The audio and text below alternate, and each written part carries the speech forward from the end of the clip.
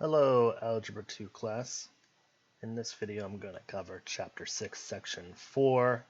This is part 1 of 2 parts for this section. Continuing with logarithms. We're going to look at properties of logarithms. We're going to look at product and quotient properties of logarithms. Here we go. All right, so hopefully now you know what a logarithm is. There is a very important property for logarithms that is this part right here. If you have log base b of a product of two things inside the log, so in this case I'm in general m times n, that can be rewritten as the sum of two logs. So we're taking one log with a product inside of it, and we're rewriting that as two logs and a plus between those two logs. Log base b, the base stays the same, the base cannot change. Log base b of m plus log base b of n. Very important that you see that this splits up into two logs. It's going from one log to two log. Now, it might seem kind of odd why we would need to do that, but it also goes the other direction. If we have the sum of two logs, and they have to have the same base. If they don't have the same base, all bets are off. But if you have two logs with the same base being added, you can change that to one log and take the product of the two things inside the logs. We're going to see how that works in a minute. Quotient property, very similar to the product property. The only difference is instead of multiplication, there's division. Instead of addition, there's subtraction. Okay, so you're taking the one log with a base, and m divided by n. That's changing to log base b of m minus log base b of n. A very common mistake I've noticed throughout the years is that when we rewrite these, we're going from one log to two logs. Sometimes students forget to write both logs and they just drop the second log out, change the operation from division to subtraction, but don't make it two logs. You can't do that. You have to change it to two logs. So a log of the first number, a log of the second number. So let's look at an example here down here. Given that log base 3 of 9 is equal to 2, that is a true statement. 3 to the second power, which is 3 times 3, is 9. We're going to use this property to find log base 3 of log base 3 of 81. Now, you might know what log base 3 of 81 is, but I want to use this property.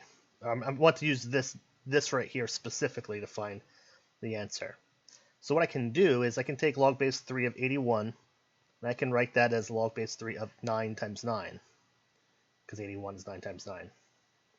Now, using the property that I just mentioned, when I have a product in a log, I can change that to the sum of two logs. Okay, two logs. So log base 3 of 9 plus log base 3 of 9. And there I'm satisfying the condition that I must use this statement, log base 3 of 9 equals 2. Okay, well, log base 3 of 9 equals 2. Well, I can change this whole thing here to 2. Change this whole thing here to 2, and we get 2 plus 2, which is equal to 4. Now, if you knew what log base 3 of 81 was, you would know that that is 4. Okay, double check that if you must on your calculator. Math, log base 3 of 81 is 4. See how that works? Okay, sum of two logs. Okay, hopefully that makes sense. Example 2. Given that log base 2 of 3 is approximately equal to the irrational number 1.585, find log base 2 of 12. Okay, so I want to use this particular property here. So to use the 3 goes into 12. It will go into 12 4 times, and I can split the 4 up to 2 times 2. There's another way of doing this where you can just do 4 times 3, but I must have the times 3 in order to meet this condition. Okay. So in this case where I did 2 times 2 times 3, I have a product and a product. So I can change just one log with two products into what will be 3 logs with pluses separating them. Okay, just like up here I had 1 times, and that changed into 2 logs with a plus in between. I'm taking the 2 products and they're each going into a plus. And then there's log base 2 of 2, log base 2 of 2, and then log base 2 of 3, which is what they wanted me to use in this problem. Log base 2 of 2 is 2 to what power is 2? Well, that's 1. Log base 2 of 2, 1. So it should be 1 plus 1 plus 1.585. Okay, changing that to an approximation because we are using this approximation. Once one part of the equation is approximated, you must make the whole thing approximated. So we have 1 plus 1, which is 2, plus this will be 3.5850.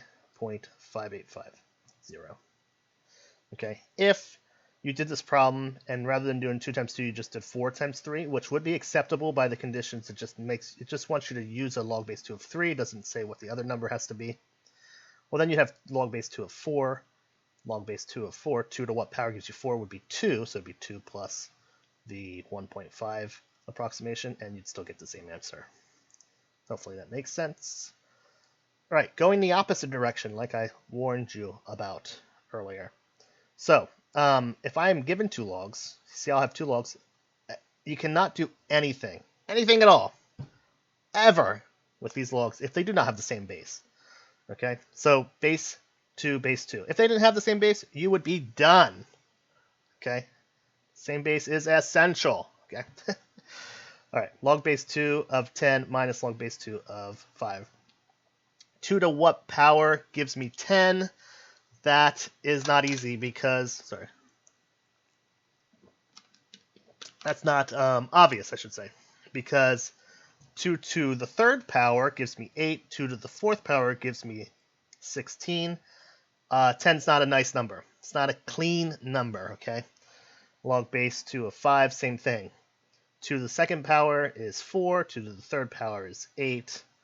Not a clean number. But we can simplify this because subtraction goes to division. So we can write 2 logs that are separated by subtraction as 1 log and take the numbers inside and we're going to divide them. It has to be 10 divided by 5, okay? 10 divided by 5 is 2. 2. So 2 to what power gives me 2? 1. This goes to 1. How awesome is that? We got 2 really messy numbers here, right? Log. Let me do my log base here. Log base 2 of 10. That's a messy number. It's an irrational number. Okay? Log base 2 of 5. Another messy number. But wait. Notice something about them? They are exactly 1 apart. Right? If I take this minus this, I get 1. That's what we got. Pretty crazy stuff. Isn't that cool? So awesome. All right, one more example here. Simplifying a logarithm without numbers. In this case, I'm given a logarithm, all variables. I want to simplify this log and get it to just 1 log, okay? So a single logarithm is what I want at the end of this mess, okay? So the first thing I'm going to do is look at, so I have 2, I'm going to just take this 2 logs at a time rather than try to do it all at once. So I have log base u, base b of u plus log base b of v. That's a plus between those two. I can combine those 2 logs into 1 log by multiplying the things that are inside. So I have a log base u times v, okay, 1 log. The minus log base b of uw just follows along. That's just carrying along. It did not get changed at all. I only did something to the beginning of the beginning 2 logs. Well, now I got it down from 3 logs to 2 logs, and I just have 1 more combination of logs to do. Log base b of uv minus log base b of uw. So that is a minus, so that means you divide this by this. Write it as 1 log with this divided by this. Okay? I got it down to 1 log. Now the only thing I need to do yet is if there's anything in common, I should cancel out. And you see there's a u in both the top and the bottom. So I can cancel those out and just make it v over w, log base b of v over w. And that's a wrap for this section, bookwork. I'll post a screenshot of that page for you to look at, and hopefully this makes sense. And as always, if you have any questions, let me know. And thank you and good day.